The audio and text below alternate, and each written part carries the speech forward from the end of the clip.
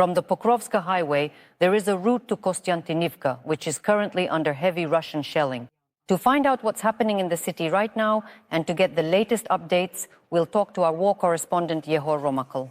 He is with us live right now. Hello, Yegor, the floor is yours. Hello, Tetiana. I'd like to start my report with a single number. It vividly illustrates what life is like right now in Donetsk region, 2103.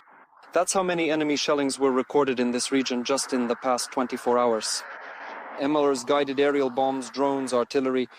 It's hard to find even a single type of weapon that the Russians aren't using here. And just this morning we were able to visit the Pokrovsk direction, specifically its Dobropilya sector. And now you can see on your screens what the Russians have turned Belozersky into in just a few months. This is a suburb of Dobropilya. Here the enemy has actively used both guided bombs and attack UAVs. These days finding people here is quite a quest since most have already been evacuated. Before the full-scale war, nearly 15,000 people lived here. Overall in this direction the enemy is now increasingly relying on drones. And here, specialists from the National Guard's Rubizh Brigade's electronic warfare unit are intercepting them 24/7. We managed to visit their positions and ask them about the enemy's strike tactics and how they counter them. Please, direct speech.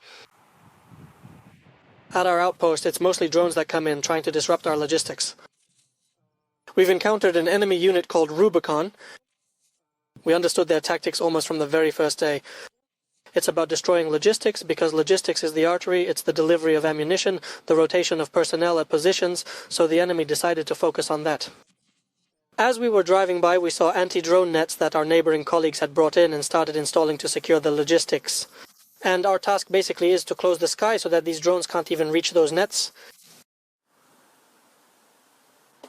Overall, since the beginning of the day, there have been 75 combat clashes on the front, according to our general staff. The majority of the fighting took place around Pokrovsk, 19 clashes there. Our defenders also repelled 14 attacks in the Slobozhanska and Kursk directions. 10 battles took place in the Toretsk area, 6 in the Lyman sector, and 5 assaults were stopped in the Novopavlivka section. In the very next segment, you will clearly see yet another truly vivid and striking example of the real and undeniable thing. Russian terrorism, a stark and undeniable example of extreme cruelty, a complete and utter lack of any remorse whatsoever, powerfully shown through the enemy's brutal and aggressive actions. You will see what Kostyantynivka looks like now. A city that before the full-scale war was home to 80,000 people. Now it is a ghost town, constantly under bombardment and drone strikes. I want to say that the journey there and back was an unforgettable experience for our film crew. In the city we were accompanied by members of the 93rd Separate Mechanized Brigade, Kholodny Yar. I can say with confidence that without them, we wouldn't have made it out in one piece. So, during the segment, you'll see a QR code and a card number on your screens. And that's how you can support the Kholodny Yar Brigade's fundraiser for the RIB. So, I kindly ask you to join in.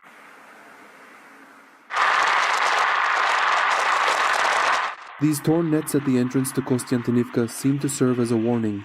Ahead lies a lot of risk and little hope, as these completely burned out cars confirm. We enter the city with the press officers of the 93rd Separate Mechanized Brigade, Kholodny Yar, whose soldiers, among others, are fighting the enemy on the approaches to Kostyantynivka. Because without an escort, especially an armed one, it is extremely dangerous here. We didn't have to wait long for proof of that. Right after our first stop among the shattered yards, we hear a whistling sound.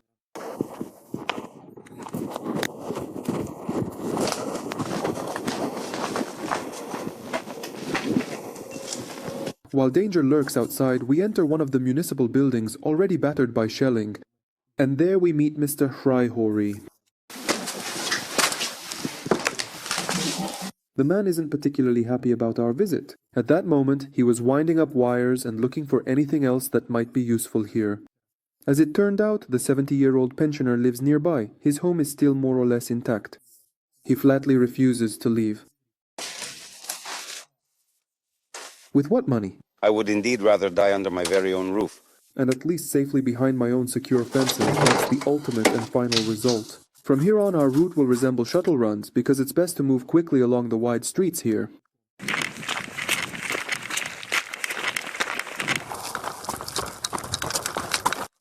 On the next street, we spot one of the recent strikes. As we can see, it's a residential building, an apartment block.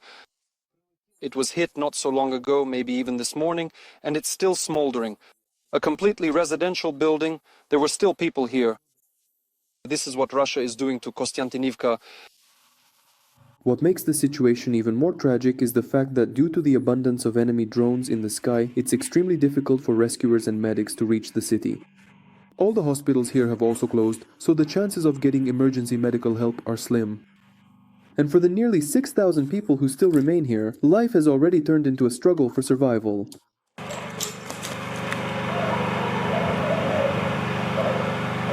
The sky once again reminds us that it's better not to linger in this courtyard for too long.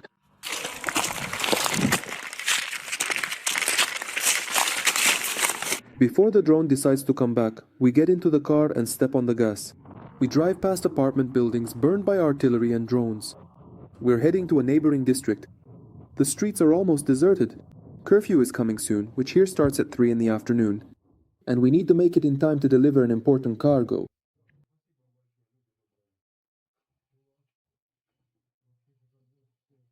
A chainsaw and some fuel for it. The men are genuinely happy because until now they had to chop firewood by hand. Firewood has already become an essential part of daily life here. Its warmth and cooking. Volodymyr and Alexander have brought together several households around them, a total of up to 20 people, those who stayed behind. They realized that their chances of survival were higher together, especially after the enemy struck directly at their building back at the beginning of September. When the building caught fire, it would have burned down completely if it weren't for the 4 of us running around with buckets. But we managed to save this entrance, because we live here and somehow we managed to save it. Alexander says he can't leave because he's taking care of his mother, but she flatly refuses to leave the city. That's why the only thing left for the man is to prepare in advance for the current conditions. Well, we can last half a year on the supplies we have. Canned meat, pasta and everything else. We'll make it for half a year, and then we'll see what happens. But once again, our interview is cut short by the enemy's desire to kill. It whistles by, almost right over our heads.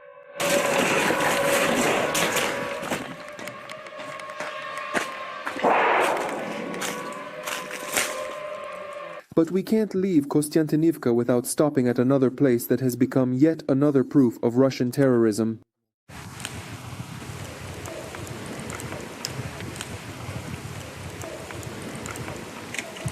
Although, back in July, this market looked like this. Back then, we managed to buy some honey and a bit of corn. Life was still bustling here. After that came MLRS rockets, guided aerial bombs, and dozens of drones. Now there's nothing left here. Everything is destroyed, and unfortunately, there's the stench of death. Locals say that some vendors were killed during this attack. The Russians brought death here as well. Just before leaving the city, we notice a ground complex destroyed by the enemy. In particular, thanks to vehicles like these, our military's logistics are still functioning here. And at that moment, it became clear that the Russians wouldn't let us leave Kostyantynivka so easily.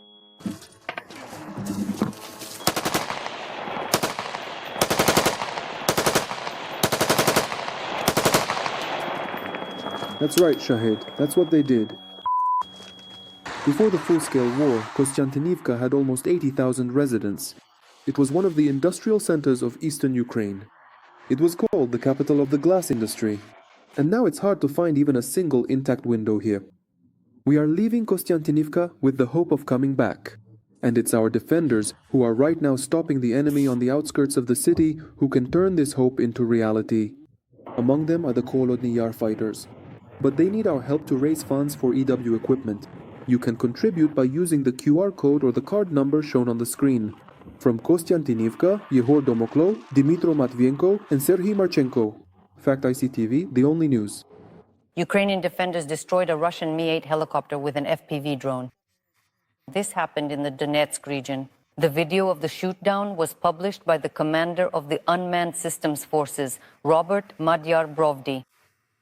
Here are the actual footage. An ordinary FPV drone, which costs up to 20,000 hryvnias, destroys an enemy Mi-8 helicopter.